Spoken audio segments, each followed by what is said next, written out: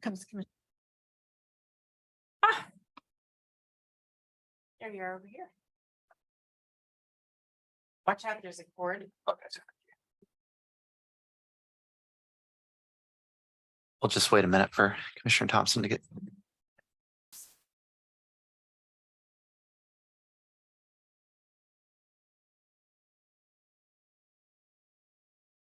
Okay. I hereby open the Planning Commission work session. Could we have a roll call, please, Sandy?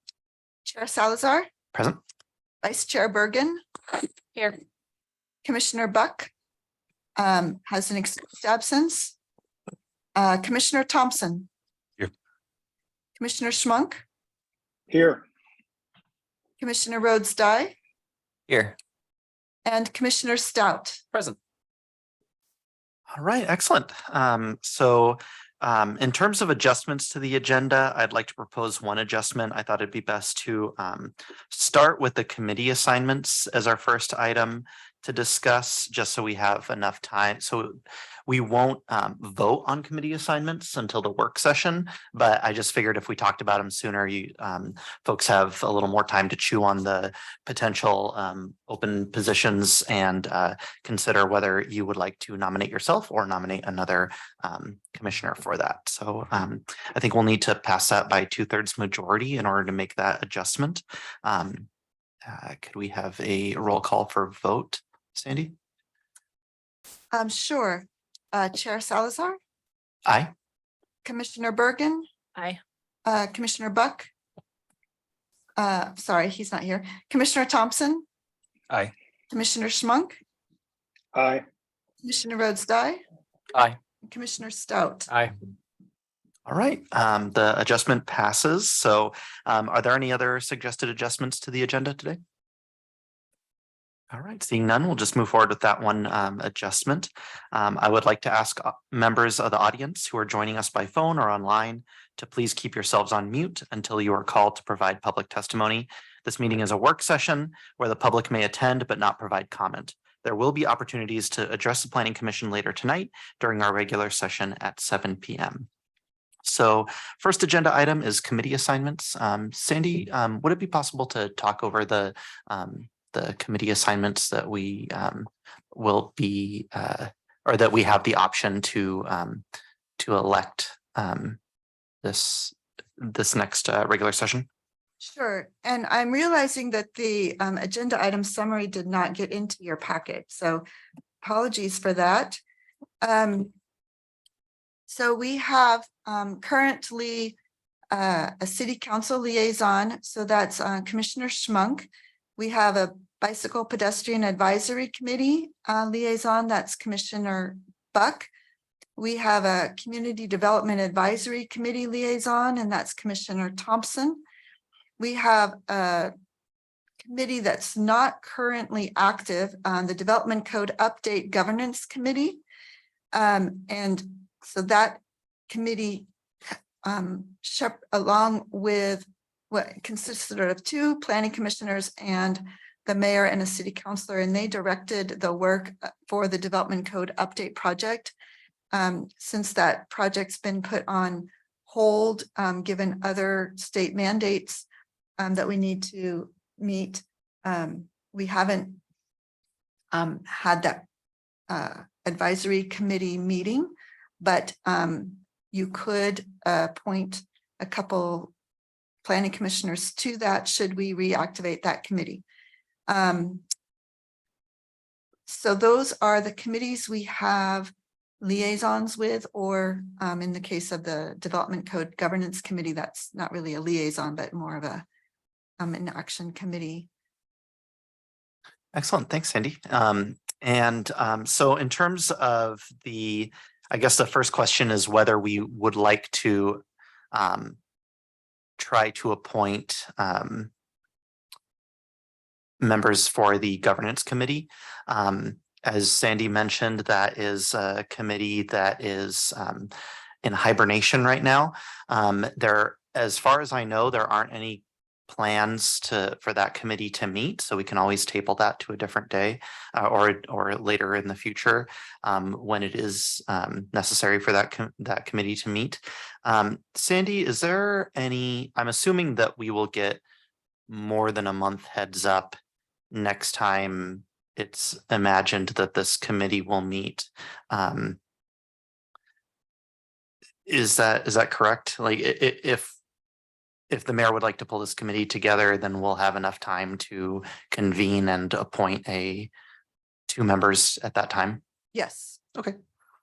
So I don't see a need personally to appoint members for that committee, but also open to ideas and thoughts. If I may, Yeah. we had this conversation in the beginning of the year, and we had decided that we would go ahead and appoint.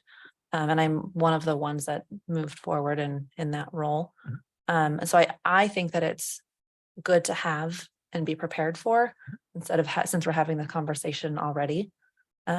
Just reflecting back onto what we'd already talked about this year. Not to say things couldn't change. Absolutely, and definitely, yeah, really appreciate your opinion as the only member of the commission who's served on that committee as well. So, yeah, I think that's a good point.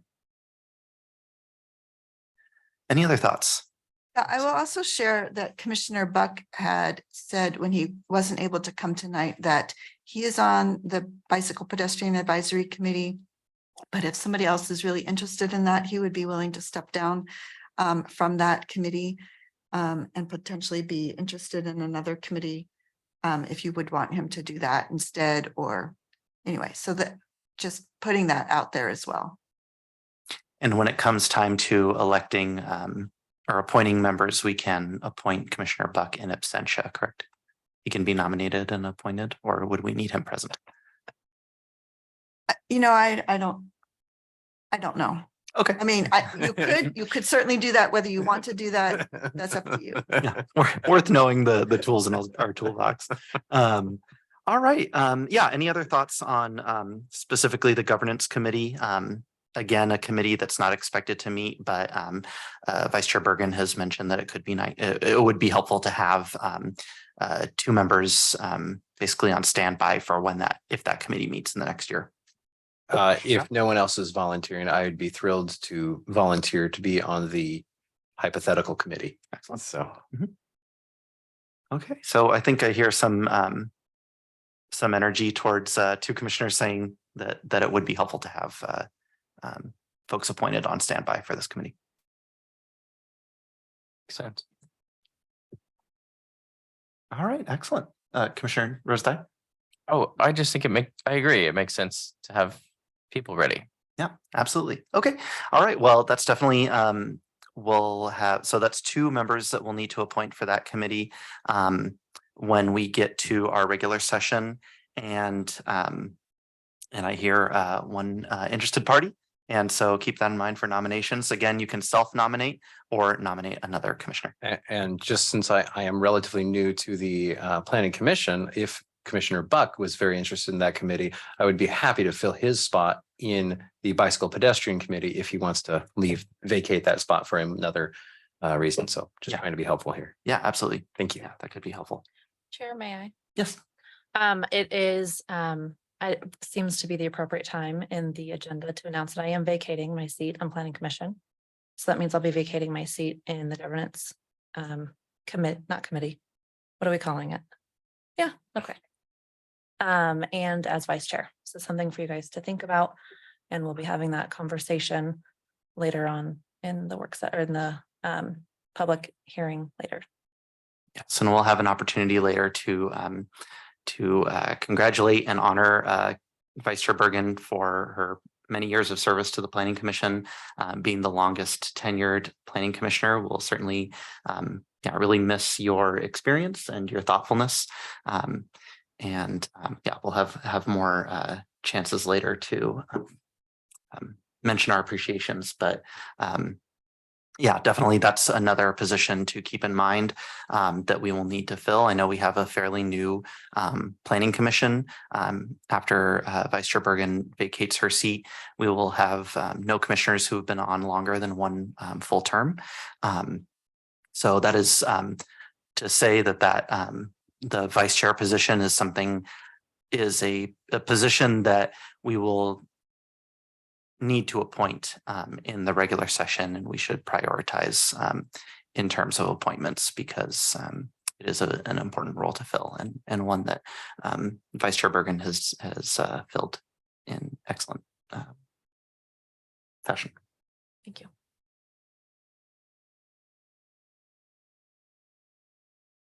So keep in mind, that's one of the reasons why I wanted to call this agenda item first is for folks to mull over whether that's a position they would like to self-nominate for or nominate another commissioner for, because that is our highest priority in terms of committee assignments and position assignments. And so we talked about governance, we talked about the vice chair role, and bicycle pedestrian committee is also potentially a position that we could appoint in the regular session as well. Does that cover everything, Sandy? Yeah, all the positions. So any other thoughts or questions on committee assignments? All right. Okay, so definitely food for thought for our regular session. Next items will be coming to our Planning Commission protocols, how we conduct ourselves. I think we started a great discussion last meeting about Robert's rules. We can certainly come back to Robert's rules. I felt that the last meeting, after we were able to discuss adhering more closely to Robert's rules, I felt like the meeting was more smooth compared to previous meetings. So definitely open to thoughts on that and ways we would like to conduct ourselves and protocols and for our future meetings as well. Yeah, so in addition to the Robert's rules, in your previous packet, and apologies, these agenda items didn't get fully brought over to your meeting this time, but I've shared on the screen. I can make it bigger if you need to. Some of these protocols for meeting within a virtual environment that we had created back in 2021 with some updates in 2022.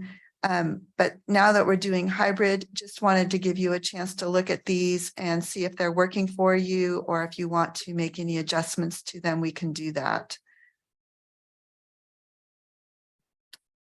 Can you read those? Should I make them bigger? Could you make it a little bigger? Yeah. I will try to do that. I think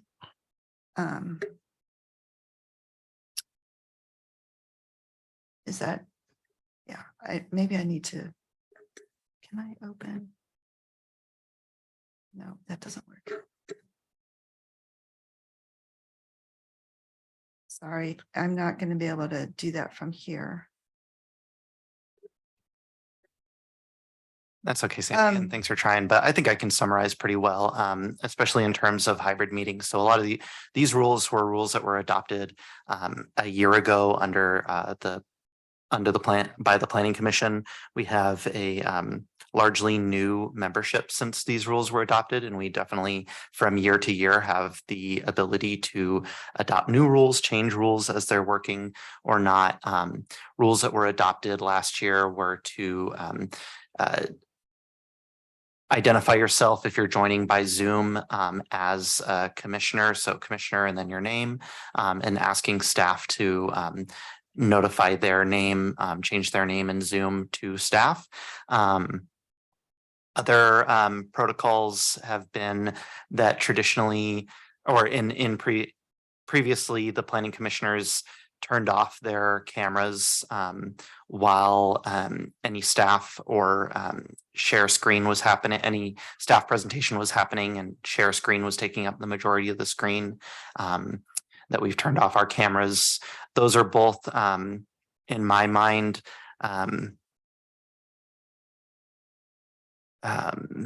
yeah, up to opinion. I don't have a strong opinion on whether to keep or not keep those rules. I think in terms of naming adhering to naming protocol, I guess it is helpful to have commissioner in our name if we're joining by Zoom. Just because it is helpful for public records for folks who are joining in. Maybe they watch the YouTube video at some later point. It's easier for them to identify who the commissioners are or are not in the Zoom. Let's see, other items. Not using the chat unless there is a specific technical assistance that you're needing from staff in the Zoom meeting itself, just because it is not possible as far as I'm aware, to save the chats as part of public records, and wanting to keep all of our discussion as part of public record. That would create quite a challenge if we were to be using the chat for discussion. So I would argue in favor of keeping that protocol and only using the chat for technical assistance as needed. Any other thoughts or questions? Context. Vice Chair Bergen? Thank you. When we were all in the middle of Zoom world, we had opted to have the video off when presentations were happening, so that the focus of everyone would be on the presentation at hand and not of the videos. And so then we were leading the public by example by turning the video off. And then one of the other pieces was not using the emojis, which early on when we were all trying to figure out Zoom, that was a really fun tool, but we realized it didn't have a place for our meetings. And so I think those are things to consider. And as you mentioned, Planning Commission has the opportunity to adjust those as necessary or as you deem necessary moving forward. But I think those are just a little bit of background of how we got to those rules. Commissioner Rhodes? I think that the previously adopted rules that you have described they sound pretty thoughtful and they make sense. Seems to me like maybe we should just keep them. Commissioner Stout? I've always asked the question of ending my thoughts when speaking on Zoom did we have a written protocol for say, and that completes my question, or thank you very much? Is there something spoken as far as we have a lot of awkward long pauses with respect to the Zoom? Was there any thought to that? We don't have a specific protocol for ending your question or comment period or discussion period. I think,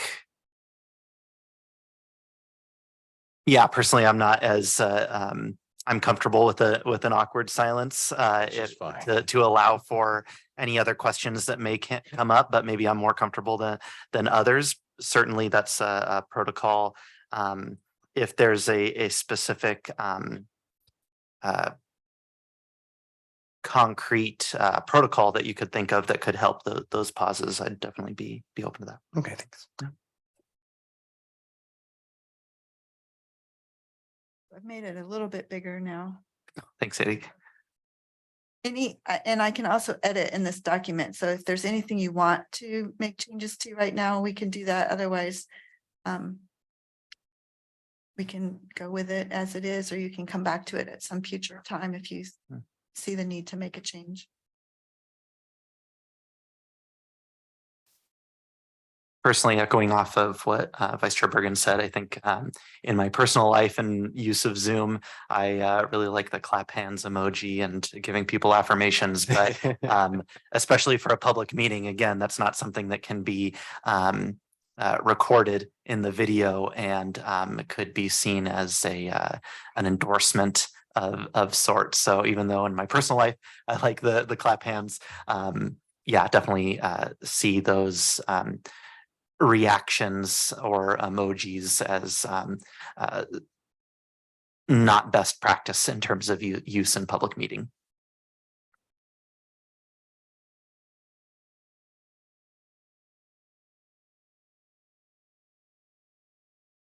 All right, any other questions or thoughts, especially in terms of Commissioner Stout's question around trying to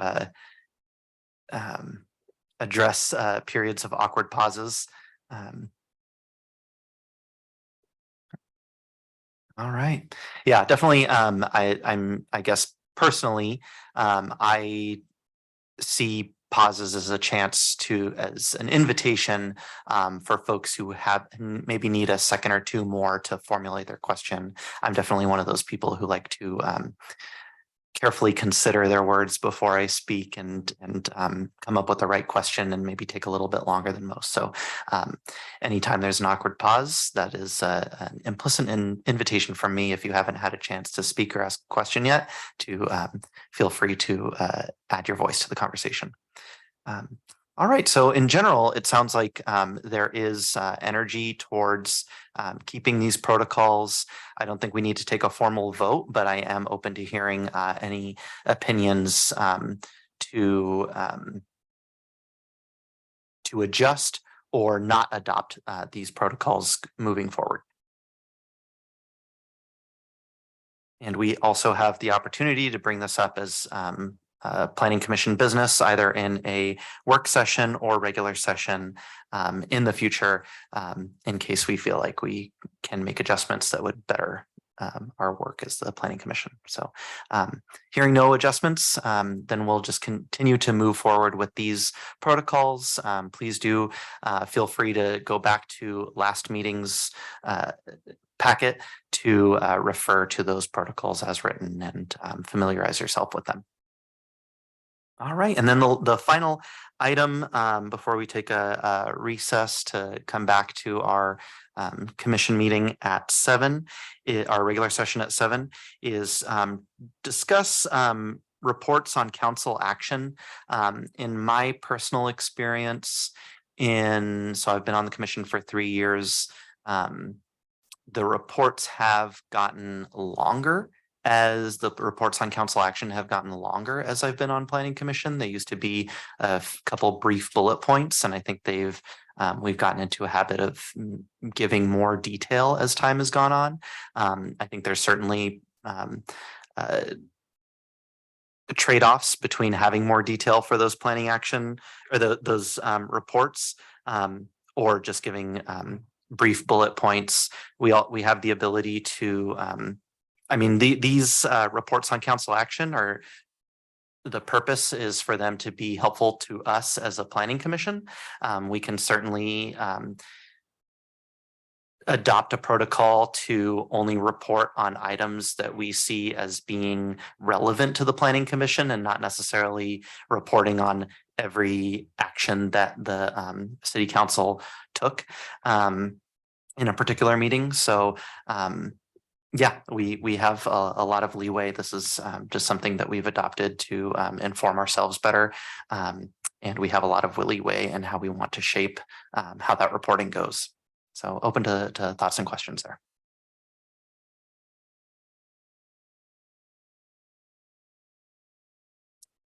Yeah, cheers, Elzer. Yeah, for sure. I guess I would support succinctness. I guess my previous reports, I definitely kind of went down the, I forget what they're called, but basically action items that the council made. So in my opinion, yeah, maybe just items relevant to the commission might be most helpful to our viewers and to us. So I support that. All right. Any other thoughts on keeping trying to pare down reports on council action to items that are specific to planning commission or relevant to planning? All right, excellent. Well, yeah, certainly. So it sounds like we have energy towards more succinctness, trying to keep those items. I know there's sometimes a gray area of how much does this apply to planning commission. Some things that comes before the city council is an item that a recommendation that we've made to the city council that they're acting on. That's certainly something that we want to hear about.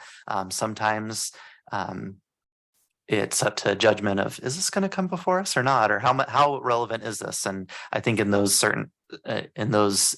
instances, we can certainly lean towards giving a little more information if we think it might be helpful to us in the future. So, but yeah, we can try more to keep our reports succinct and also try to keep them relevant only to items that are relevant to planning commission. And that should save us quite a bit of time. And that is all of our agenda items for this meeting. Any other final questions or thoughts on items that have come up? I think this would be an appropriate time to give some presentations to Commissioner Bergen in appreciation. Commissioner Bergen, I'll leave it up to you and whether you would like that to be part of the recorded meeting or not. We can certainly adjourn and not have this part recorded if you would prefer, or continue our meeting and have it part of the public record as well. I don't have a preference. Well, I think the city of Springfield and the citizens who watch these meetings deserve to know how great we think Commissioner Bergen has done in her role and how great she is. So I would prefer not to adjourn yet. Well, thank you. Well, I do have some words I want to say later in when we're going through the vice chair appointment. But what I will say is, this was not an easy decision for me to make. I have been known to be emotional, so you guys will all get to see that tonight. I've served on this committee or this commission for 5 years. I'm the last pre-COVID commission, and as you can see, the only female. It was really difficult to make this decision, but there comes a time in each of our lives that we have to put family first. So it is with great pleasure that I get to do that. I am going to be done for now because this has been a really big piece of who I am, and growing up in this community has been amazing to be able to give back. So I will save the rest of everything else for later when I can collect my thoughts a little bit better, maybe have some water. So thank you guys all so much. And I will share more words later, but for now, that's all that I have. Thank you for each of your dedications. So thank you.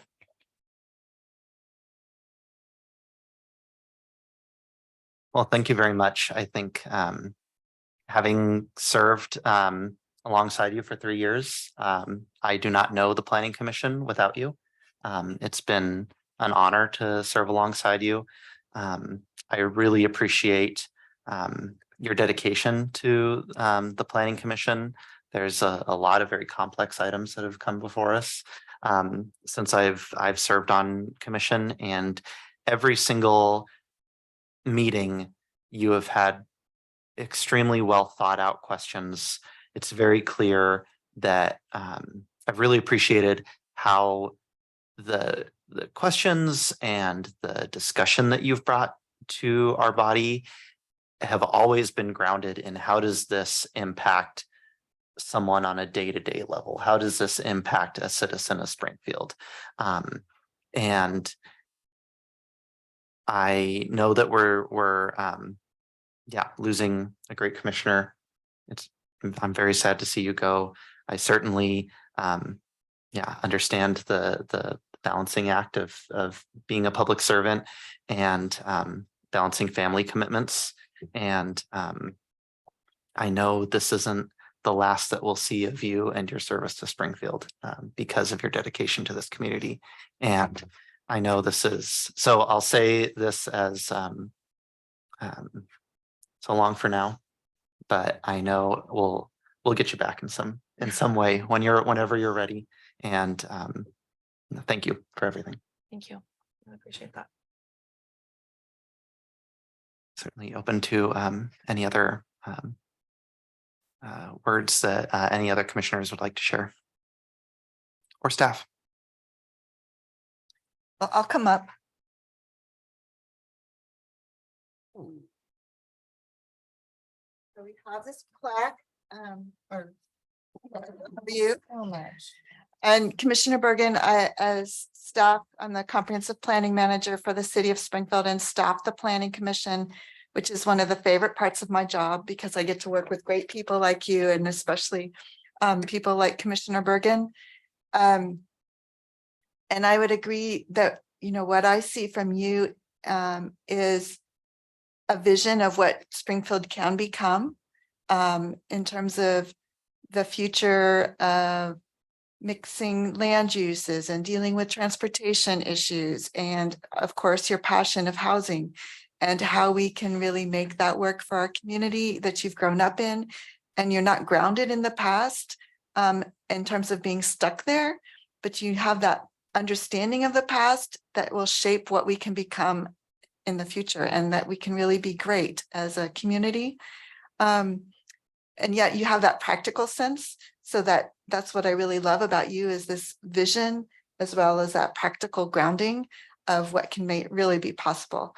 And dedication. You have missed very few meetings and made it a priority to be here. And that takes a lot of commitment. I mean, these are big packets and a lot of prep work that goes into these. And it's amazing that you've been able to do as well as you have with the family that you have. And just appreciate working with you. Thank you so much. And you're probably relieved that COVID came through in some sense because we had Zoom. And before that, when I had to go back to DC and have meetings, I would be calling in on the hotel room phone to not miss a meeting. And it wasn't always the best reception. So thank you for all that you've done. It's been very incredible to work alongside you. So thank you. And thank you for this. I will put this in my office and hang it with pride. Did you get a nice picture? I tried to. Can we try again? Didn't even see you sneak in.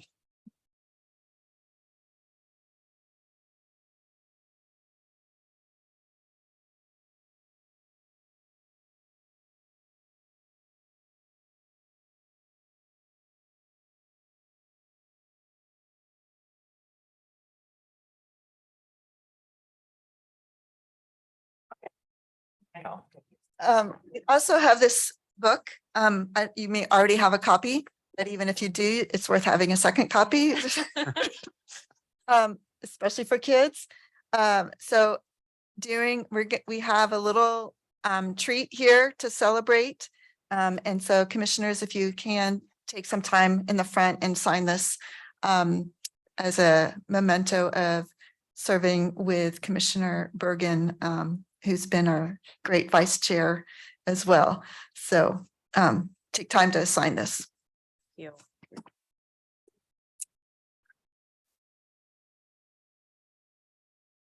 Right. And I'll just give a couple more seconds if anyone would like to share any thoughts, and we'll definitely have more opportunities during our regular session as well. If you'd like to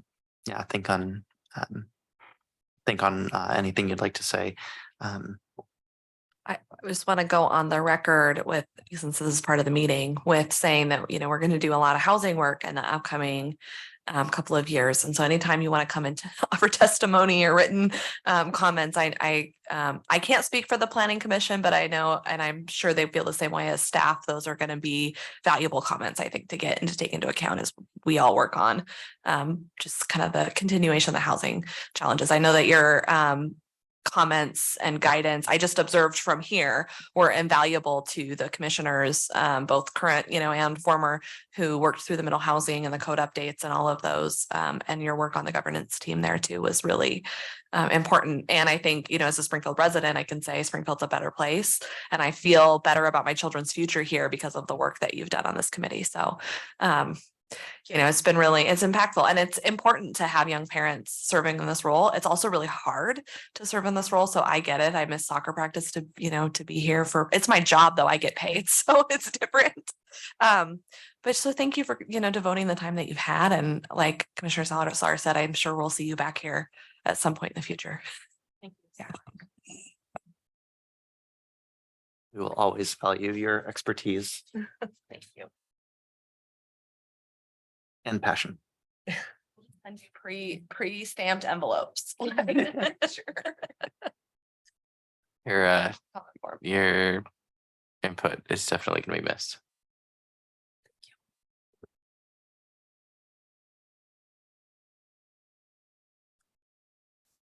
Right, and with that, I will adjourn our work session. We will come back to regular session at 7 p.m.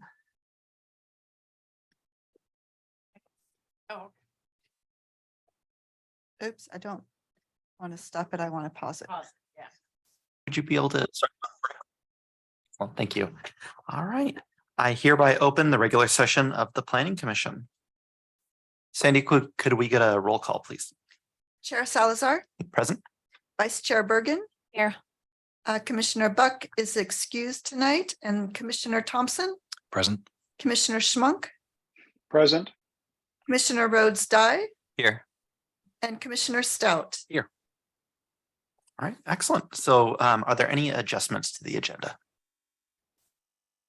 Seeing none, we'll move to the Pledge of Allegiance, which will be led by Vice Chair Bergen. If you are joining us online, please keep yourself on mute. Please join me. I pledge allegiance To the flag of the United States of America and to the republic for which it stands, one nation, under God, indivisible, with liberty and justice for all.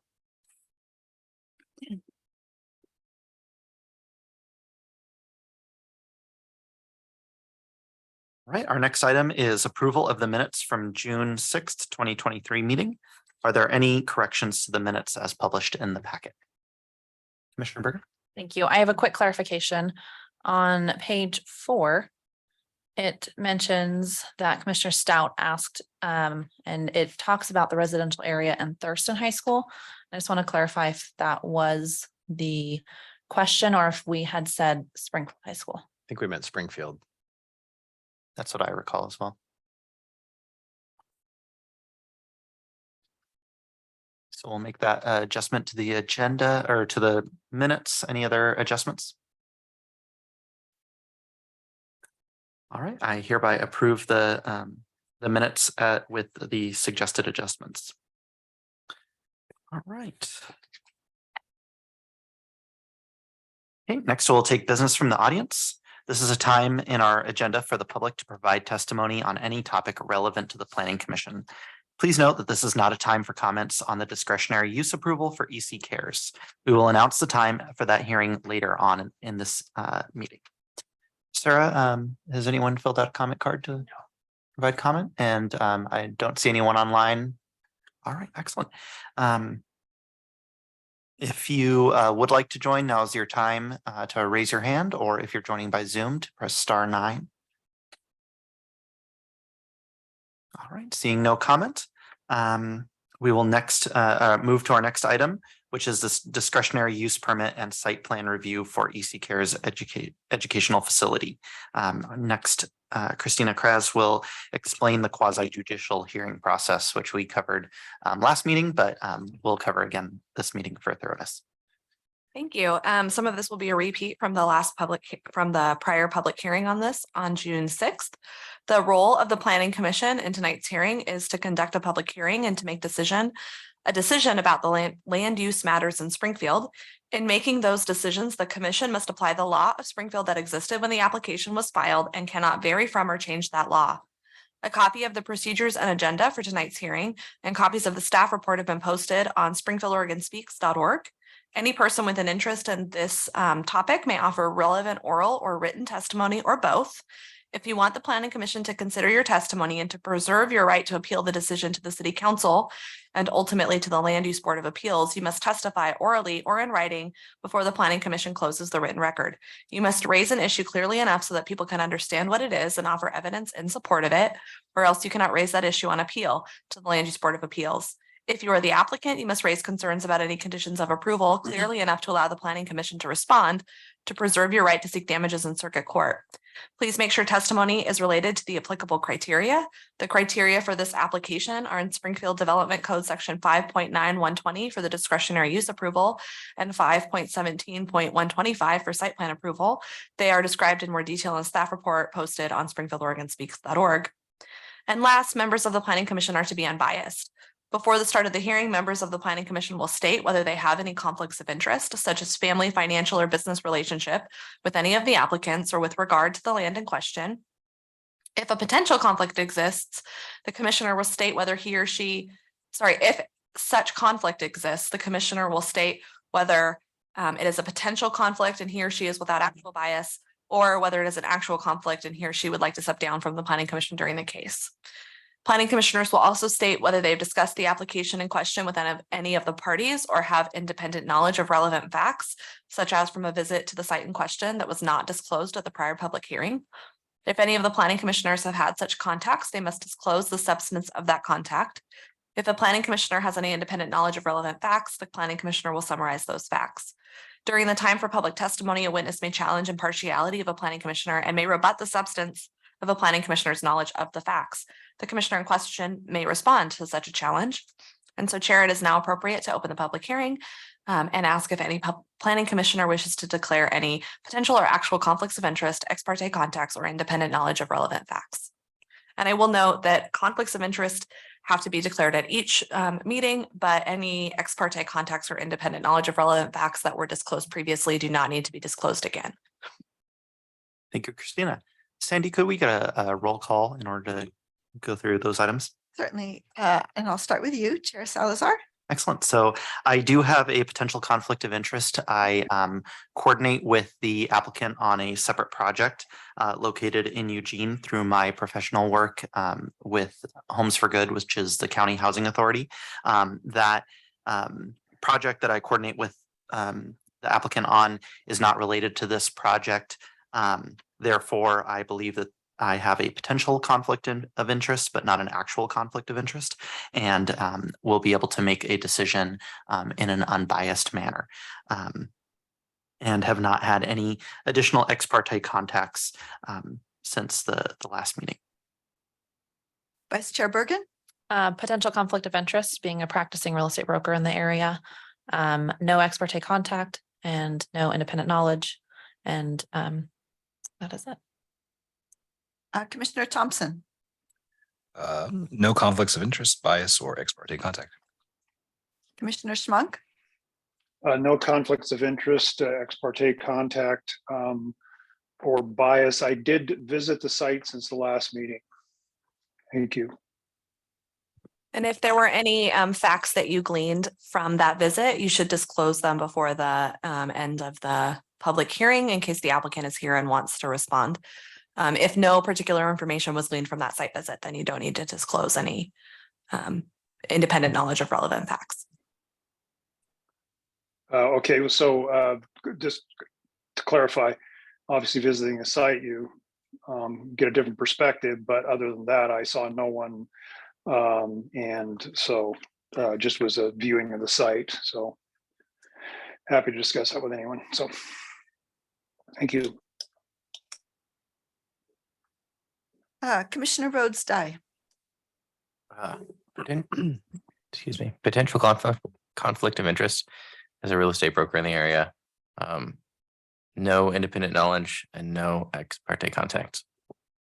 And Commissioner Stout. No ex parte contact, bias, or conflict of interest. Thank you, everyone.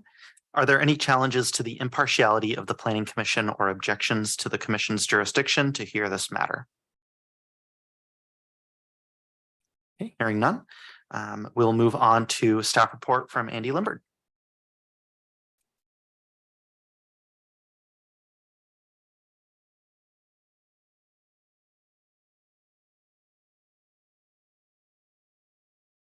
Thanks, Chair and Commissioners. I just wanted to provide an update as to information that was added to the staff reports that you have before you this evening. Staff had promised that there'd be some information to be added and synthesized for review and by commissioners before making deliberations and any decision.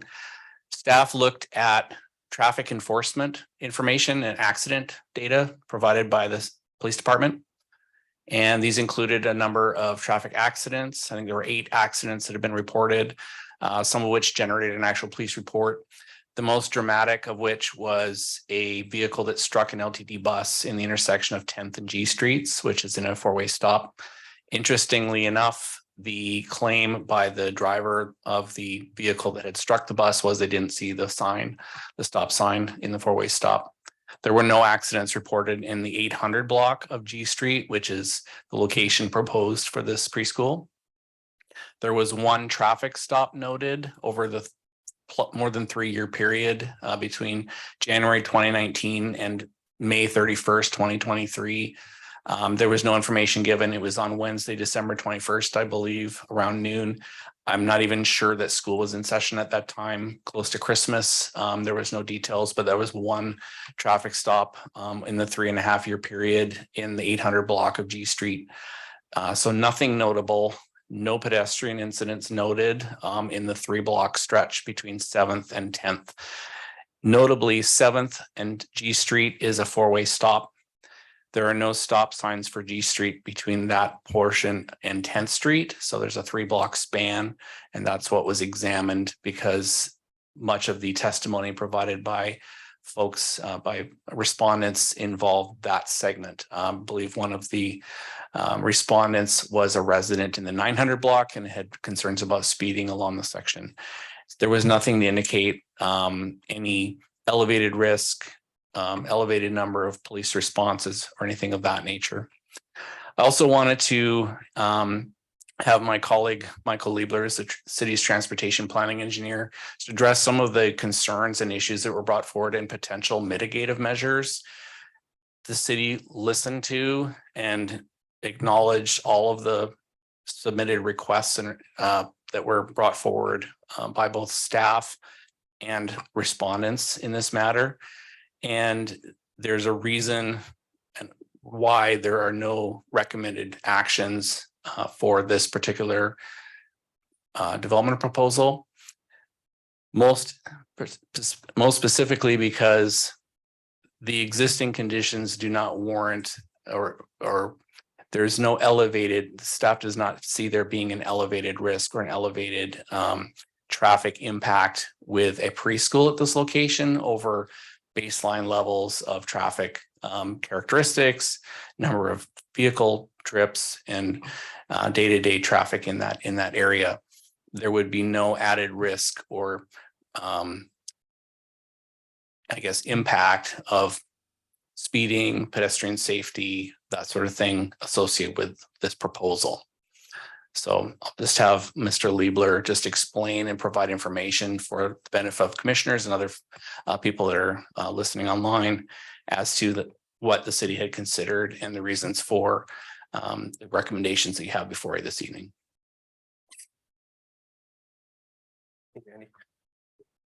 Commissioners, I'm Michael Liebler, your City of Springfield Transportation Planning Engineer.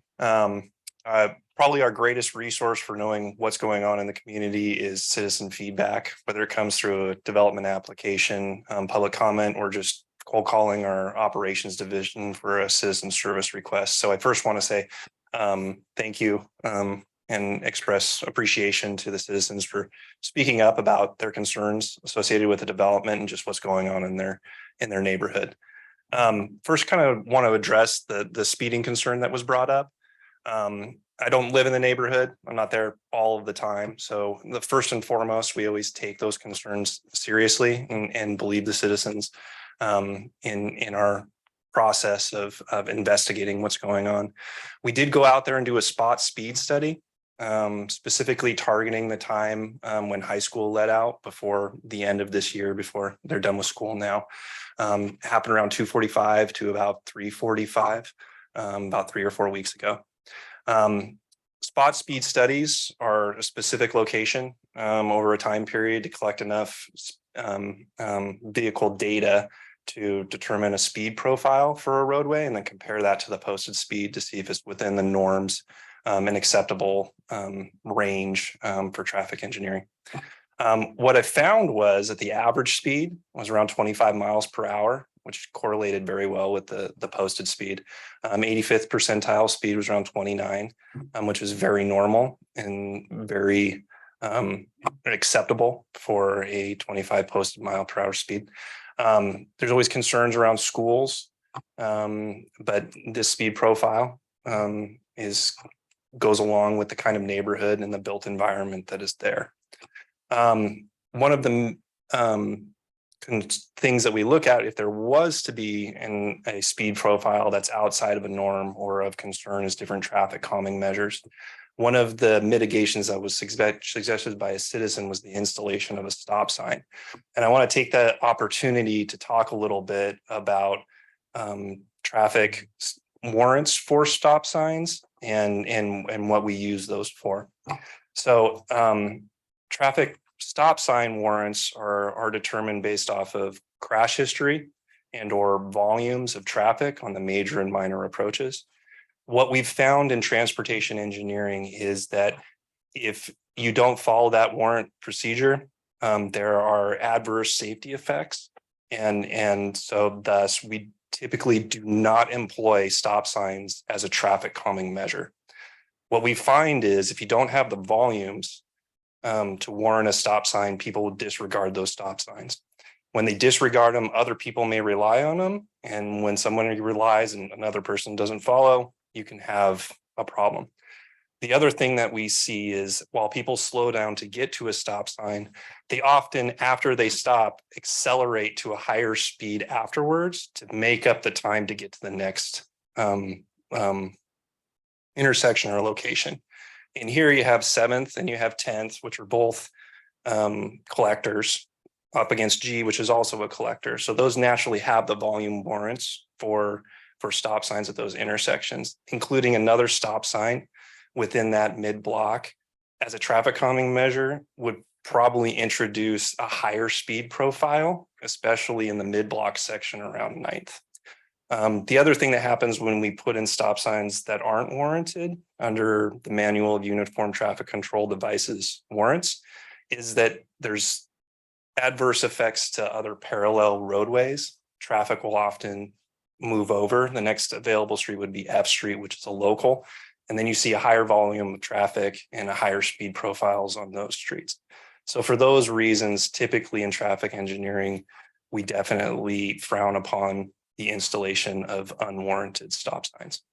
So that's just one opportunity I want to talk to. We hear a lot about using stop signs as traffic control or traffic calming in the city of Springfield. So I figured it'd be a good opportunity to express to the commission the transportation engineering around that. I'm available for any other questions relating towards the school. Another comment that was made by the citizens in the area was why can't we have something like a speed bump like down at Dos Rios? It's not really a speed bump down at Dos Rios. When you think of a speed bump, you think of something in a parking lot, a very small, very rigid, very aggressive, if not violent kind of jerking maneuver. We don't install speed bumps as traffic calming. Those are for very low speed pile like parking lots. Usually what we look for are things like speed cushions or a tabled crossing. What we have at Dos Rios is a tabled pedestrian crossing, specifically targeted at a elementary school level school zone and adopted school crossing. So it's not the same environment. It's not the appropriate treatment, and it's an unwarranted treatment at this location.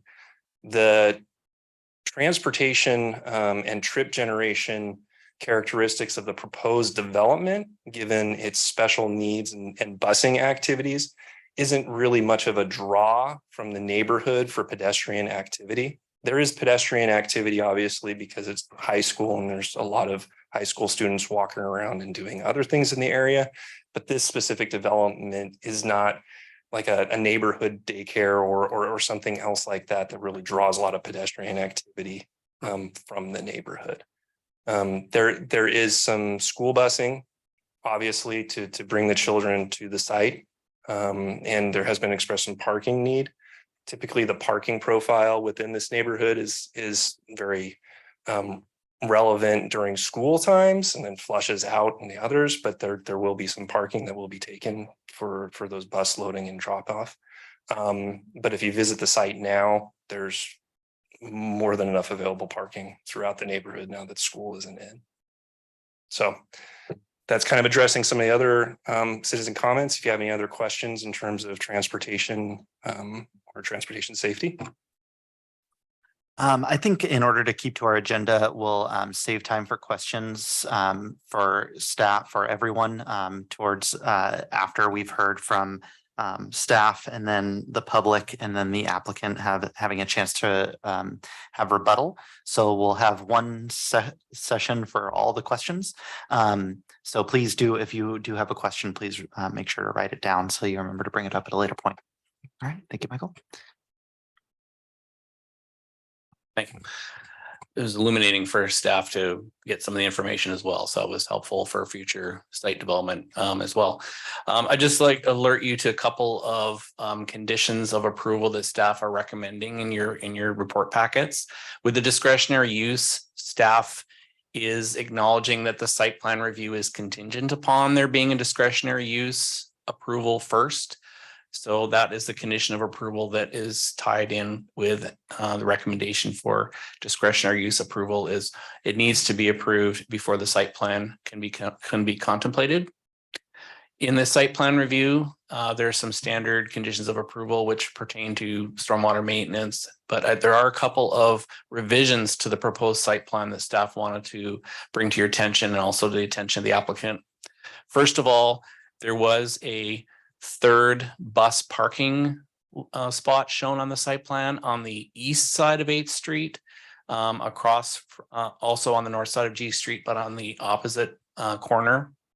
And in discussions with the school district school busing coordinator, they essentially set up and arrange for and approve school bus delivery and school bus parking programs for all of the schools, and this one would also be included. They do not support that, nor does the city staff. So the recommendation is to remove a provision for a third school bus parking space. It would be contrary to what the applicant has proposed in their site development plan to have kids let off at that location. And it would not be necessary to have a school bus staging at that location waiting to drop off along the property frontage. So 2 school bus parking spaces along the developed site frontage are what is proposed. It should have essentially no appreciable impact to the available parking in the areas. As Mr. Liebler had noted, there is no specific entitlement to parking along a property frontage. However, the applicant is using their own frontage for the school bus drop off. There is remaining property frontage that will be available for parallel parking on the west side of the site. And they're also developing on-site parking for staff that would be available to compensate for the loss of any on-street parking. So the net is essentially the same as far as available on-street parking. I was there actually on Saturday, and it was used for the K9 event. People were parking in the area, but it was generally not a lot of parking utilized, midweek or during off-peak times.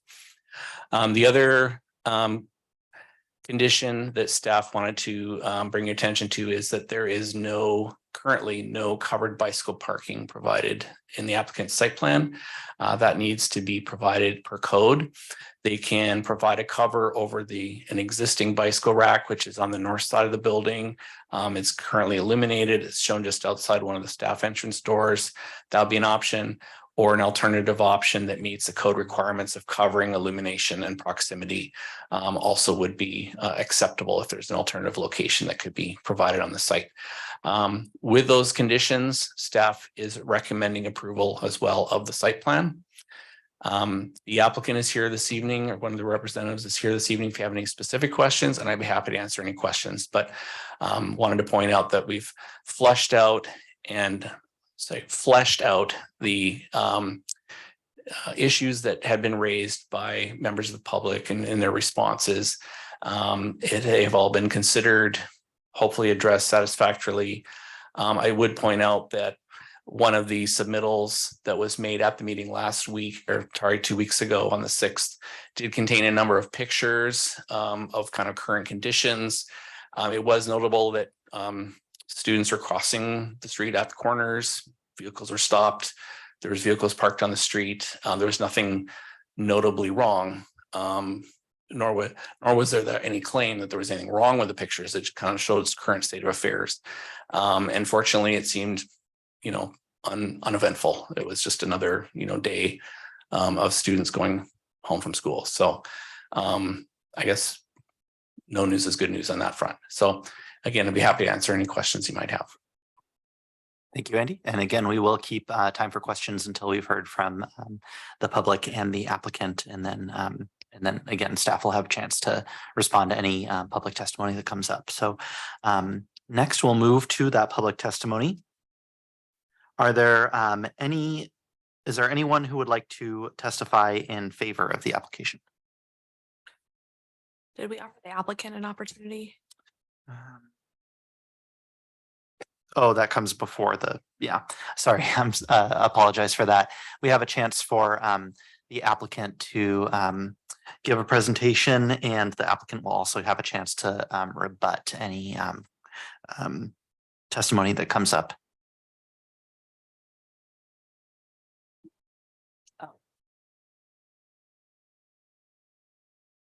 The applicant may be able to answer any questions I had.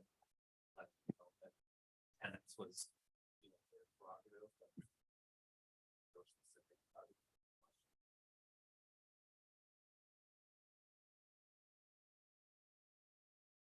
I'll make that.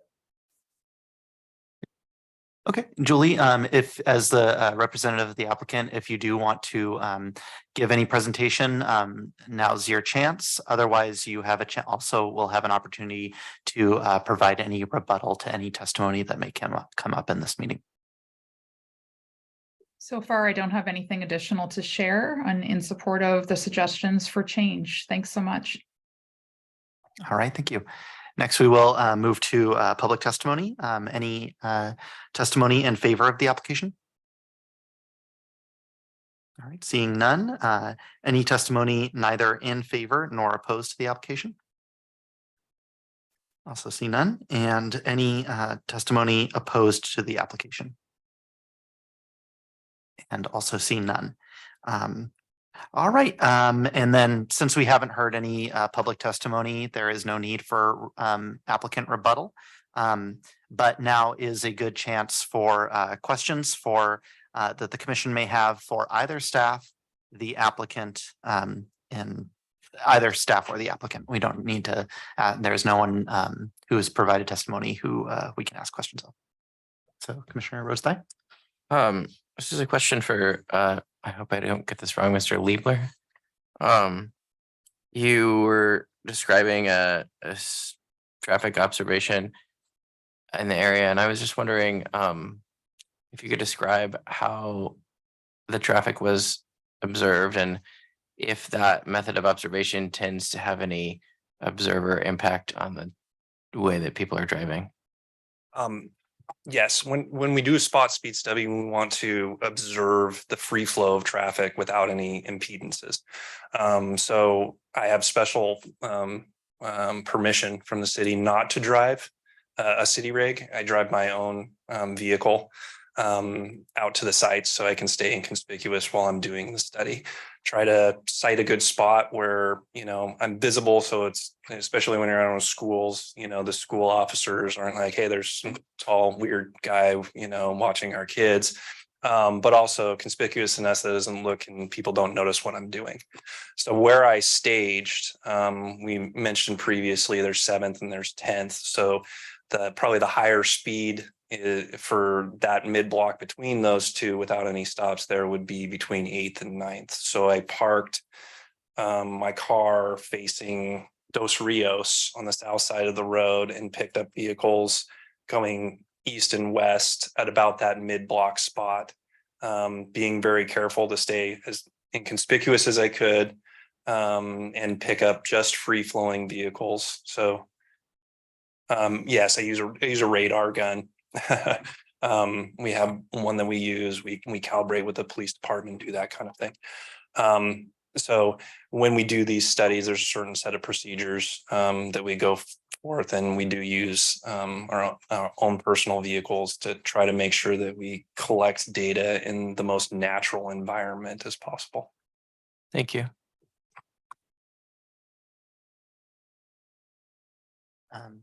Commissioner Bergen. Would you mind closing the presentation? My question is for you as well. Thank you for the information you provided. That is really helpful. I'm sure for the public to hear as well, but helpful to me. The question that I have is, with this being a school, will the school zone be implemented, the school speed zone be implemented in this area as continuation from 7th and 10th? and the rest of G Street, knowing that those are school zones as well?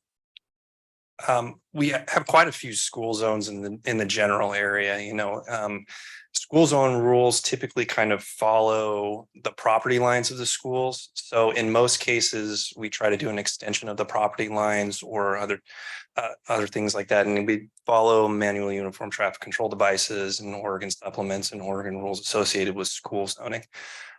We can work with the school district to explore the installation of a school zone within that stretch.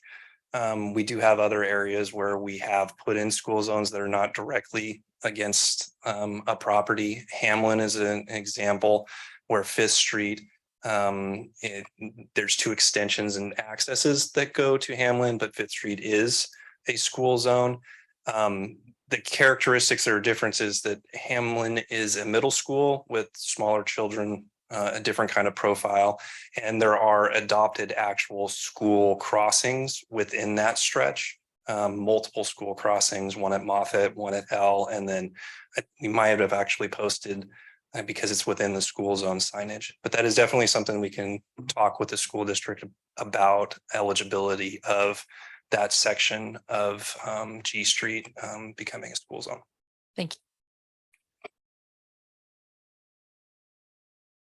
Any other questions for staff or the applicant? Chair. Commissioner Stout?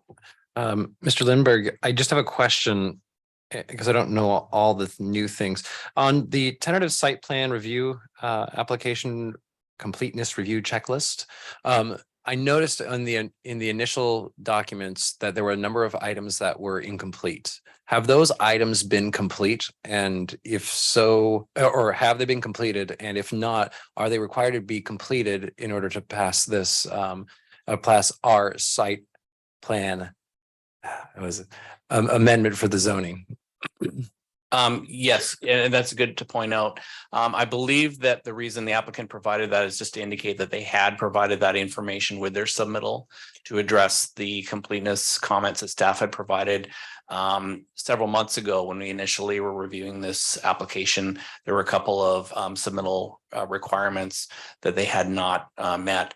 They did meet that. And so a complete application was brought forward to you with a couple of revisions recommended to the site plan itself. If they can be accomplished through conditions, then that's how staff typically proceeds. If this was not to be approved by the planning commission, for example, a director's decision, anything that can be conditioned typically will resolve it that way. That's why you have those recommended conditions. It's something that the applicant can achieve through to achieve code compliance. There is a reasonable step that they can take to meet that through a condition of approval. So you have a couple of conditions attached to the site plan, but they have met the completeness requirements. Okay, thank you.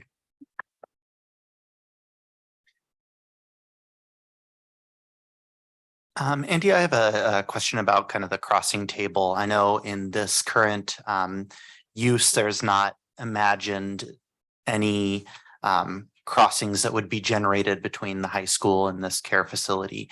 But knowing that the zoning change would be it could potentially open this property to being used as a school at some point in the future.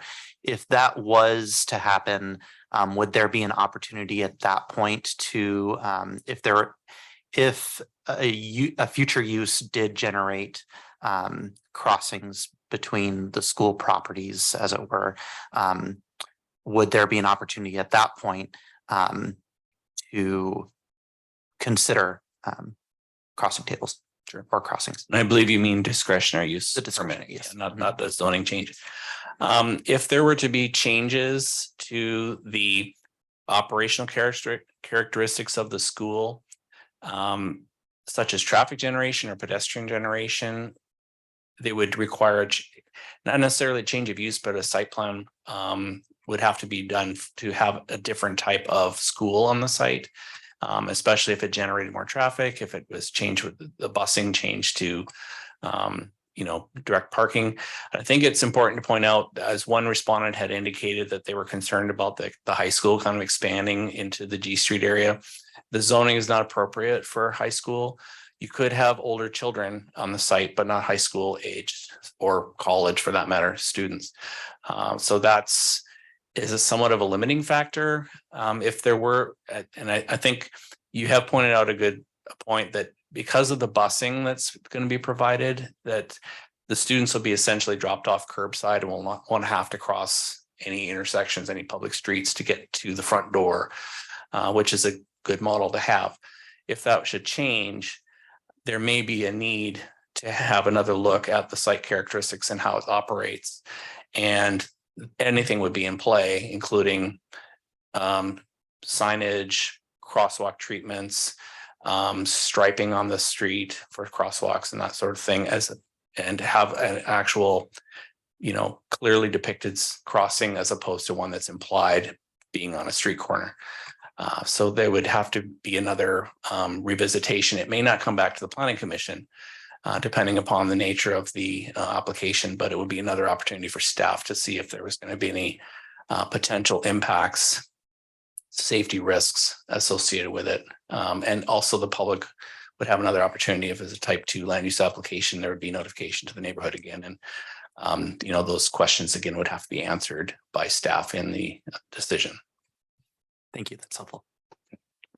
Christina? Also, I want to make it clear that the city also has an independent legal authority to modify the flow of traffic or traffic improvements or traffic calming within our right of way at any time. So Michael talked about the warrants for a stop sign. If the traffic flow in the area were to increase such that there's now a lot of traffic there for any independent reason, so that there's a need, the city perceives a need for traffic calming, that's something the city has legal authority to do. We don't always have funding for it necessarily, but we do have a process to track requests that get made to the city for traffic calming or other traffic control measures.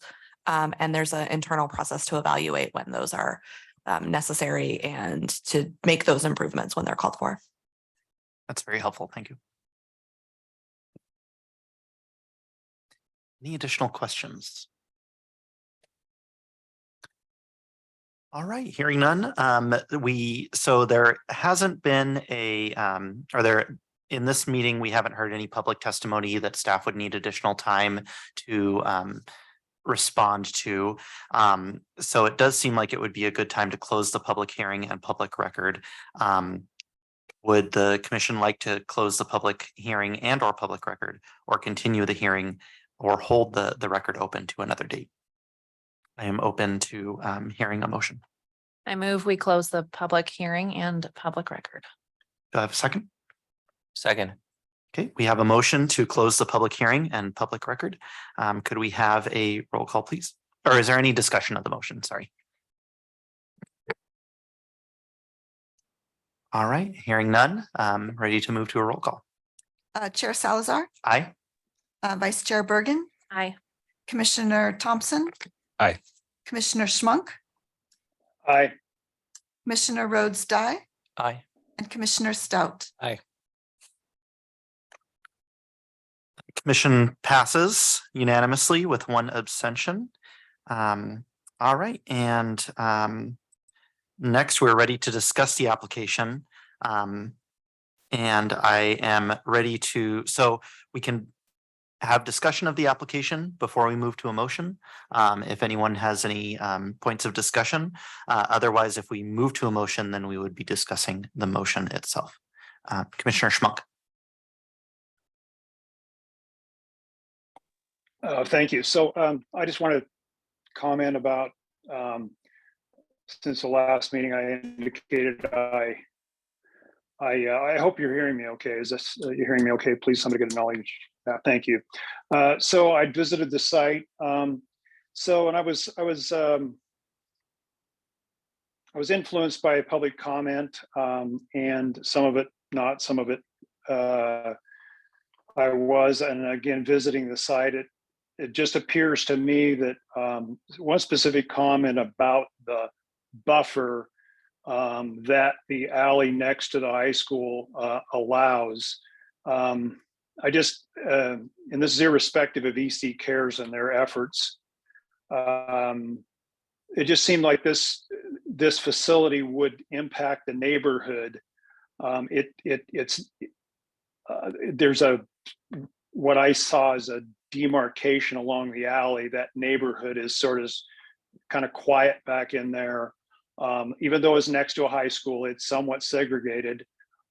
This facility seems to me, open that neighborhood up to more impact, not to mention just taking housing out of the inventory.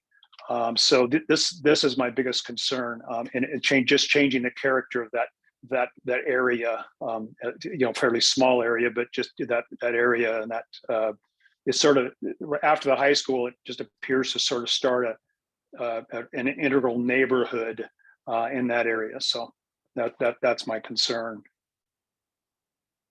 And I'd like to hear other commissioners' points of view. Thank you. Thank you, Commissioner Schmuck. Any other thoughts?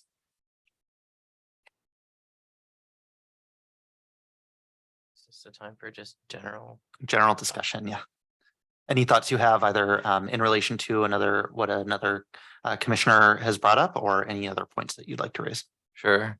So I guess I would start by complimenting Commissioner Schmunk. I wish I would have thought to drive by the space, because that was a thoughtful thing to do. I guess just irrespective of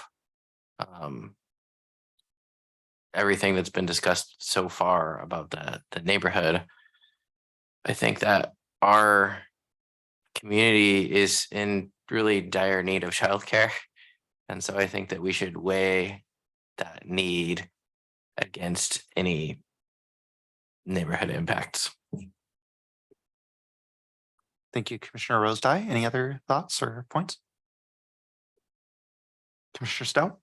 I just want to say a great thank you and a compliment to the city staff for doing an exceptionally bang-up job helping the applicant getting all the information they needed to commissioners so that we could present an application that was thorough, complete. And I really respect, especially the transportation planning and thinking through a lot of the different pieces of that. And also thank you again to the assistant city attorney for pointing out some relevant information to me as a new planning commissioner, saying, oh, city can change that at any time. Excuse me. I do certainly echo Commissioner Schmunk's point of view that yes, it will change the character of the neighborhood. However, my biggest concern is always going to be pedestrian safety. And since we've done a very thorough job of analyzing pedestrian safety and what it would be, and if a pedestrian safety issue comes up, what we would do to remedy that, in addition to the goals of childcare and the goals of especially what this would hope to accomplish within the community, which is underserved. I don't see any reason not to pass a site amendment in this case. Thank you. Thank you, Commissioner Stout. I would echo those points in, I know that we've heard a good deal from the public, more for this application than a typical application. Their concerns are very valid, and I hope that that residents, members of the public can be assured a little bit, knowing I know there's always concerns about what a development, the possible implications that a development could have. And I really appreciate the work that staff has put in to really explore those implications. What would happen if this development was if this development was approved? What implications would that have on the neighborhood? And really exploring that in a scientific manner. So I think, yeah, I'm glad to hear that there aren't that based on the studies that have occurred, that there aren't negative traffic consequences that are anticipated through this development, and that especially that because of the design of the development, some of the neighbor concerns are maybe not concerns that we need to worry about at this point. But I also appreciate the ability for especially neighbors, because as Michael mentioned, you are the ones that the city takes action based off of your concerns and your recognition of what's going on in your neighborhood. So definitely ask neighbors if there are impacts that would come about, and if this development was to be approved, then this isn't the final say on any potential traffic calming measures in this neighborhood and around this development. There are opportunities to address those concerns in the future if we see them coming to light or coming to pass.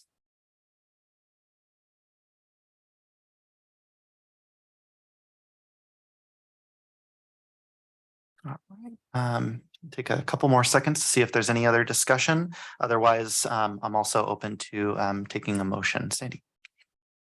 Yeah, and I guess my question would be whether you would want to add anything to the findings. Some of the discussion that you had about the city being able to respond later if there's an issue, I don't think is in the findings right now. So that's something you could add if you wanted to as part of an approval.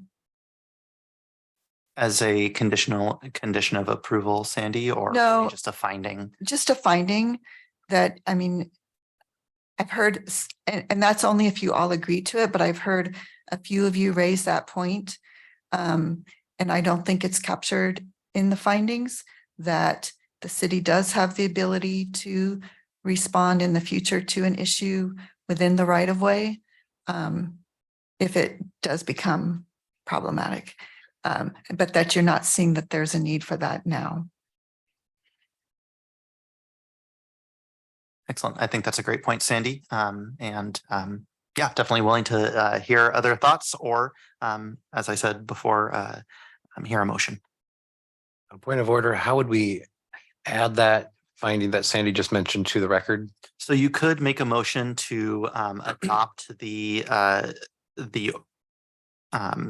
attachment, or to adopt the order in the agenda packet as attachment 3 with a stated amendment. So you could say, I move to adopt the order that's attached in the packet with the following, with the amendment, for example, to add a finding regarding future actions that the staff may take regarding right of way. Chair, I move to, I'm trying to repeat this now, to adopt the amendments. There is a little bit of helpful language in the Thank you. on page 3 of 4. Above my pay grade. Here you go. Procedurally, you can Oh. also move to approve the application and then we can work on a draft, a potential, you can talk about whether you want to have a finding and then there could be a movement. You could have a discussion to amend the motion Mhm. to add the following finding, and then you could just discuss that issue by itself. Rather than making it part of the main motion and then discussing both of those at the same time. And I think if you're gonna do that, you would have the finding be added to this discretionary use approval, because it's the discretionary use that really is the one that is discussing all of the traffic impacts. The Mhm. site plan review is more focused on what happens on the site itself in terms of meeting code requirements. So it's the discretionary use that's dealing with more of the neighborhood impact issues. So you would add a finding to the about the city being able to address any future issues that would arise that you don't see now within the discretionary use staff report. And further point of order, would that be after the motion to approve this or to unapprove the site plan? Either way. Okay. You could do it either way. So we would take, so as a point of order, we could take a motion to adopt the order and a second, but before we moved to any, and then at that point, we would be able to discuss and add any amendments and discuss the amendments. Correct. Okay. Proposed language as well.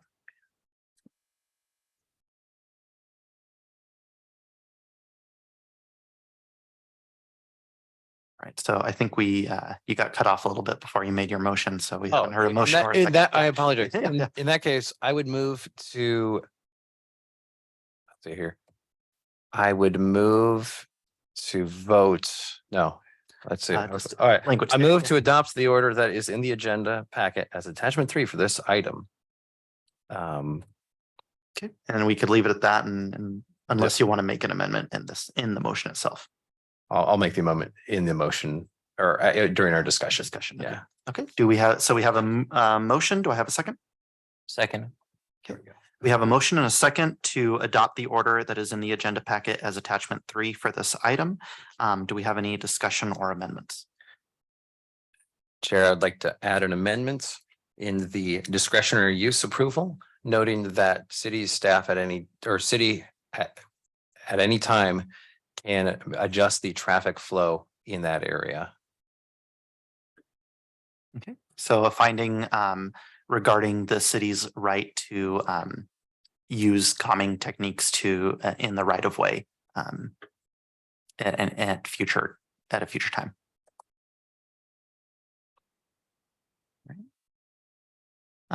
So next we'll take, do we need a second on the amendment? I have Christina? proposed language for the amendment. Thank you. Email it to me. I could read it and then email it to you. It's very short. Mhm.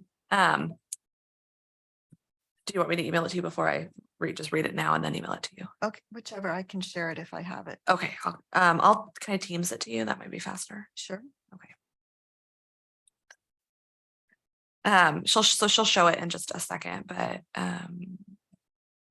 sorry, I'm not a great multitasker. No problem. So I'll wait till you send that and then I have Okay. a quick question. So it says, should traffic or pedestrian safety issues arise after the proposed development is completed, the city retains authority under the Springfield Charter and Springfield Municipal Code to install additional traffic calming measures Would we, within and public right of way, sorry. Christina, on a amendment to a motion, do we need a second on the amendment or just Yes. go move on to discussion? Okay. Need so a second on the amendment. So we have an amendment proposed. Do I hear a second? Second. We have a motion or an amendment and a second. Any discussion of the amendment? So we're not discussing the motion to adopt the order at this point. We're just discussing the amendment regarding finding for right of way. And Sandy will put that on the screen momentarily, Yeah, if she can. I see it. I just can't get to it. All right, I've got it. Okay.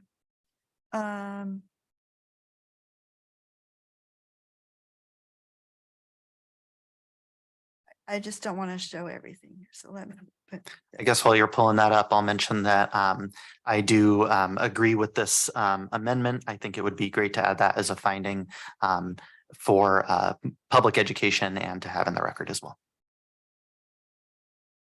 And Mark, did you have a spot to put that or not? I think it could go on page 12. Right before the header pedestrian safety. That's immediately after the finding that discusses the information provided by the Springfield Police Department that there are no existing safety issues present. So then the finding that would follow that if there are safety issues that become known later, we have authority to deal with them. Like that. Under the first criteria of approval, under the first criteria of approval in the staff report under criteria B1, then there are subheadings for parking and then traffic and then pedestrian safety. So I would recommend that it go in front of the pedestrian safety header, but as the last finding in the traffic section. It does address both pedestrian safety and traffic, but traffic is a little more general of findings. Page. Page 12. Page 12 of 18.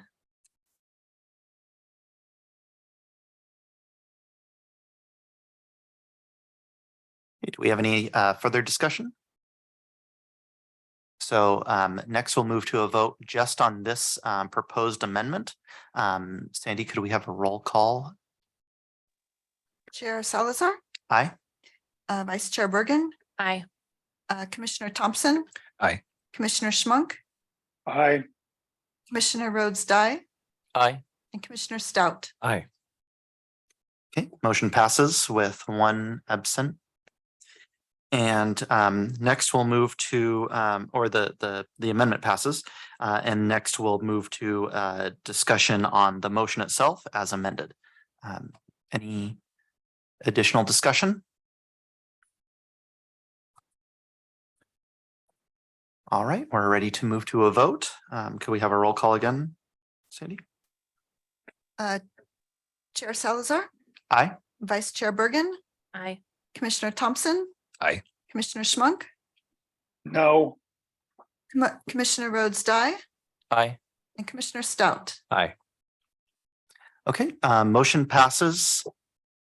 5 in favor, 1 opposed, and 1 absent. All right. Thank you, everyone. Thank you to staff and thank you to the applicant and thank you especially to the public who took time out of their days to discuss this with us. All right, and next is business from the Planning Commission. Do we have any reports on council actions? I'll mention that I had the June 12th council meeting and none of the items that came before council pertained to planning matters. I guess in one case, the council had the opportunity to appoint a member of the El Rapa board, the Lane Regional Air Pollution Authority. I always forget the acronyms, and elected not to make an appointment in that meeting. Any other council business? Chair, I owe a report, but I will have it in bullet points for our next session. Excellent, thank you. Same. Excellent. All right, we'll look forward to those in the next meeting. All right. We also have before us, we have some appointments to make in terms of commission committees and electing a new vice chair position. Oh, Commissioner Schmuck. Sorry, I didn't see your hand before. Yes, sorry, thank you. Well, just a housekeeping thing I wanted to discuss. I don't know if it's appropriate time. Just a presentation for staff. So, well, I'll explain what it is. So I've noticed that city council's agendas have links for the various sections. So we get 150, 60, 200 pages of stuff. And I noticed that the city council, I don't know if this is just recent, it has links to the section that pertains to the agenda item. I'm just wondering if we may be able to do something like that within our packages. Thank you. So they use PDFs for all of what they do. What we have with the Springfield Oregon Speaks is that you can click on each agenda item. And then, for example, if you looked at the one for public hearing for discretionary use, we have each attachment there listed separately. So if you download the whole packet, you're not going to get the hyperlinks. But if you go into Springfield Oregon Speaks and you want to look at attachment 1, then you click on attachment 1 and it would open attachment 4, then attachment 4 would open. So in a sense, all of the hyperlinks are there, but they're listed individually within Springfield Oregon Speaks. So I guess we're not seeing a need or haven't seen a need to do that within the compiled packet since it's all laid out under each agenda item. Do you have any? So if I may, yeah, so, okay, I understand that, yes. Recognizing that, obviously I'm talking about the PDF download as a complete document. So, you know, not wanting to add more work, if the public's downloading that document complete, it may be easier for them, but understanding that Springfield Oregon Speaks does have those separate. I do realize that and appreciate that. Right. So this is, and this is available to the public as well. So as you can see here, you can see each document within that agenda item. If you wanted to look at each one of those or just look at one of them, that is an option. It would be more work because the software for Springfield, Oregon Speaks just compiles the packet automatically. We would have to manually go in and put hyperlinks in since it doesn't do that automatically itself. It would add some staff work to be able to put hyperlinks into the compiled packet.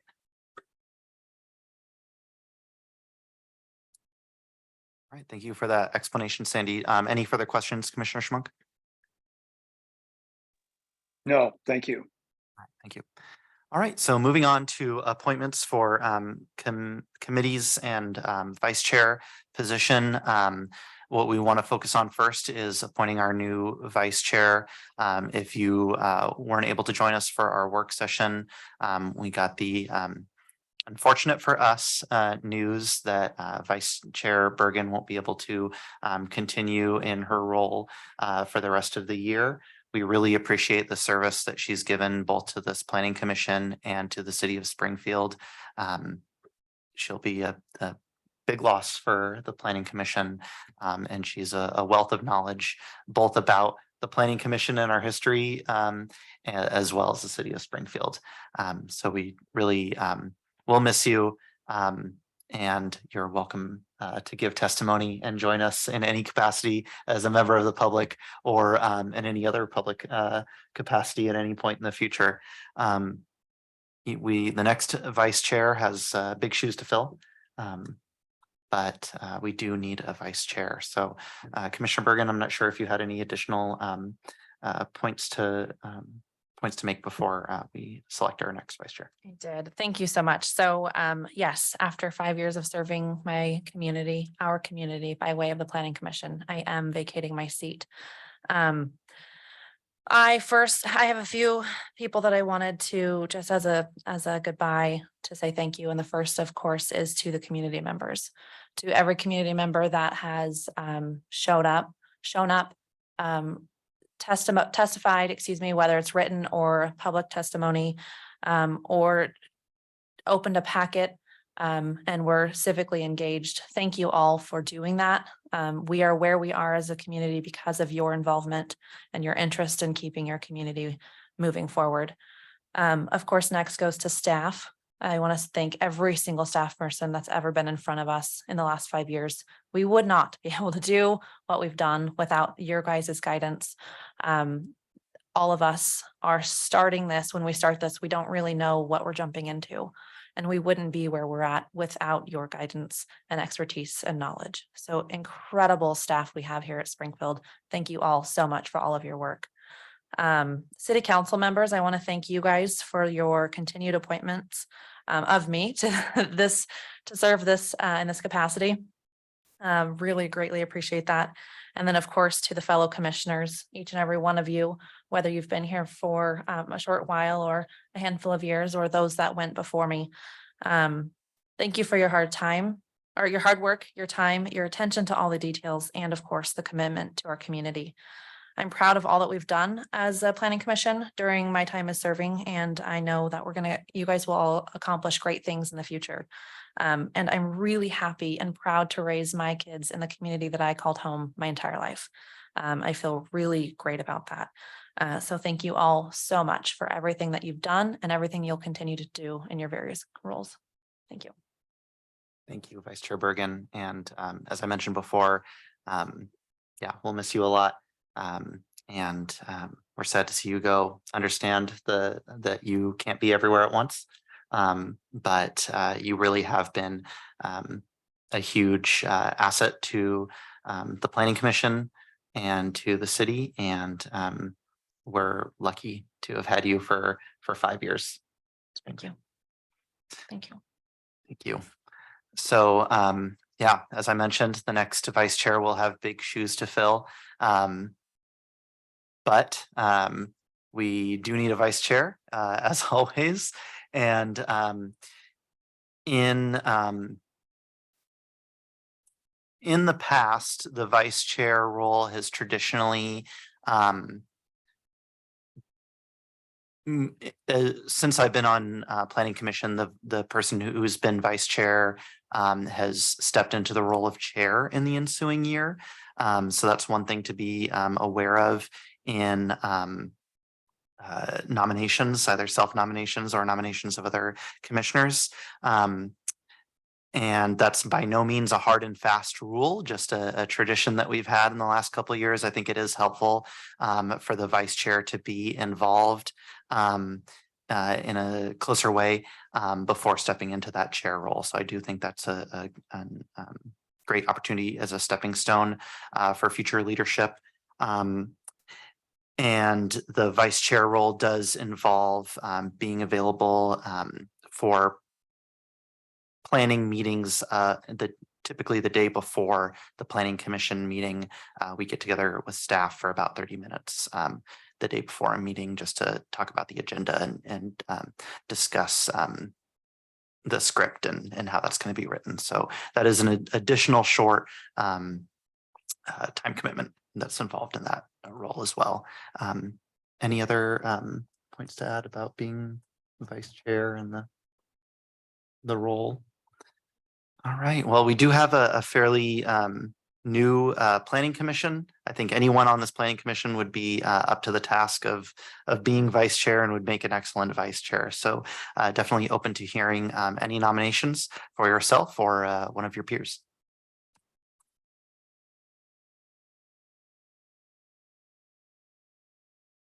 Don't be shy.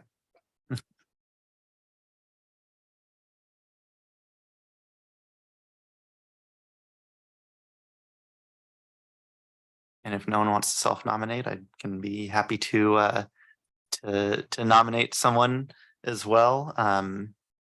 But don't want to nominate someone who's not interested as well.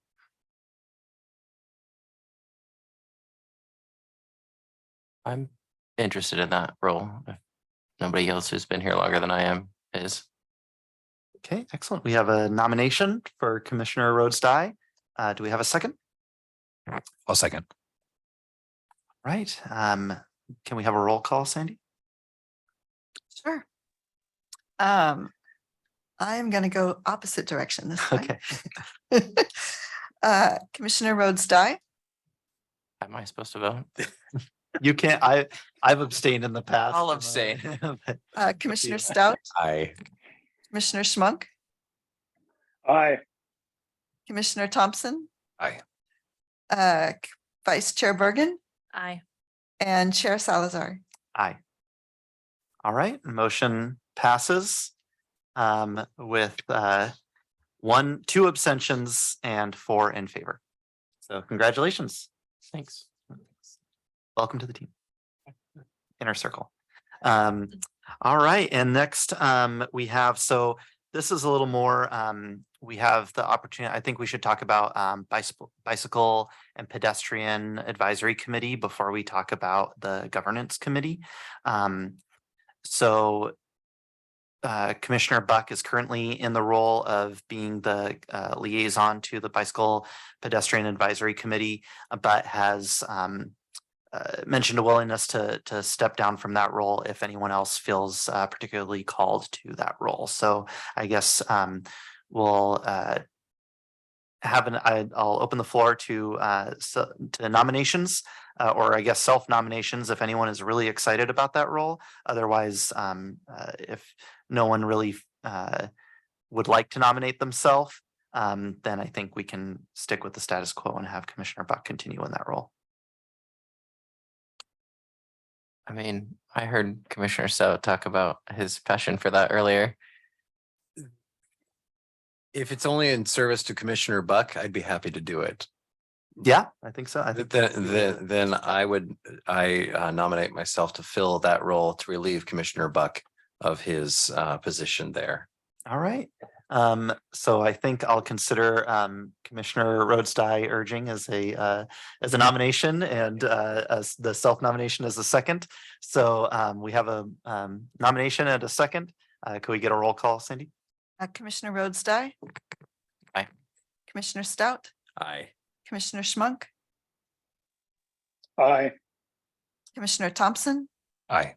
Vice Chair Bergen, Aye. and Chair Salazar. Aye. All right, motion passes with 5 in favor and 1 absent. And okay, and next we'll have the governance committee for on an as needed basis, we'll call it. Any nominations for that? We discuss this in the work session. Make a comment. Yes. I will not make an official recommendation as I am, after I walk out those doors, no longer with you on this commission. Let's be clear on that. I would like to just throw out the idea, because he's not here to advocate for himself. Our commissioner that is absent had previously expressed interest in serving on this at our February meeting, I believe it was. Commissioner Buck had expressed a little bit of interest, and if he is not going to be on the BIPAC, then I think that would be a recommendation worthwhile. And I don't know procedurally, since he isn't here, that's one of my favorite things to voluntold people. No, I do recall that interest that he had mentioned, so I don't think it would be too much to nominate him in absentia for this role in particular. And I'm also willing to serve in that committee as well, if it's so needed, having experience with the code amendment update project in the past as well. So would we take probably best to take 1 nomination at a time? Yeah. All right, so we have a nomination for Commissioner Buck, and I am happy to second that. All right, can we have a roll call, please? Commissioner Rhodes Dye, Aye. Commissioner Stout, Aye. Commissioner Schmunk, Aye. Commissioner Thompson, Aye. Vice Chair Bergen, Aye. and Chair Salazar. Aye. Okay. Nomination passes with 5 in favor and 1 absent. And I'll also nominate myself. Do I have a second? Second. We have a nomination and a second. Could we have a roll call, please? Commissioner Rhodes Dye, Aye. Commissioner Stout, Aye. Commissioner Schmunk, Aye. Commissioner Thompson, Aye. Vice Chair Bergen, Aye. and Chair Salazar. I'll abstain. So we have that nomination passes with 4 in favor and 2 in absentia. All right, and so that's all of our committee assignments. And next we have, is there any other business from the Planning Commission? Seeing none, any business from the Development and Public Works Department? Yes, so we are looking to have yet another joint meeting with both the Lane County and Eugene Planning Commissions for the Public Facilities and Services Plan. Looking at September 26th as a potential date. I heard back from a few of you, but I need to know if we would be able to have a quorum before we can schedule that date. So I heard yes from Commissioners Thompson and Schmunk and no from Commissioner Salazar. How about the rest of you? If you have had a chance to look at that Tuesday, September 26th date. I apologize. I thought I emailed and said I could do that. Maybe you did and I didn't see it. So anyway, okay. I'm also available. And this is a good reason to have a vice chair in case we go with that day that Commissioner Salazar is not available to be chair. So we'll have Rhodes Dye as vice chair for that meeting. So we will not have a meeting in the beginning of July, like on July 4th. I've told you that before. So we have that day off. So your next meeting would be July 18th. And that will be a joint meeting with Lane County Planning Commission. So both that meeting and then your subsequent meeting on August 1st will also be joint with Lane County Planning Commission. So we're going to encourage you to join remotely. We will have staff people here for people who do want to come in person. The agenda for the July 18th public hearing, and there will be a preceding work session is on the comprehensive plan map and corresponding land use element to replace the Metro Plan diagram and Metro Plan land use descriptions for Springfield. And then August 1st will be focused on development code amendments that include stormwater, parking, and some miscellaneous amendments. So if you can join us remotely, I think it'll be easier to manage being a joint meeting with Lane County. But you're welcome to come in person if you prefer. And that's all I have, unless anybody else has something. Not seeing anything? Thanks, Sandy. And remind me again, does the council have a summer recess at any point? Yes. Yes, they do. So probably it seems likely that we wouldn't get a new commissioner appointed till at least sometime in the fall. Correct. Right, so they have council has one more meeting next week. And then they'll be off for 2 months unless there's some reason that they need to convene for a special meeting. So they have a 2-month break, but you'll get a month. Well, yeah, we get a month break. That's nice. We're not meeting till July 18th. So yes. Excellent. Thank you, Sandy. All right. And with that, I adjourn the Planning Commission regular meeting. Thank you, everyone. See.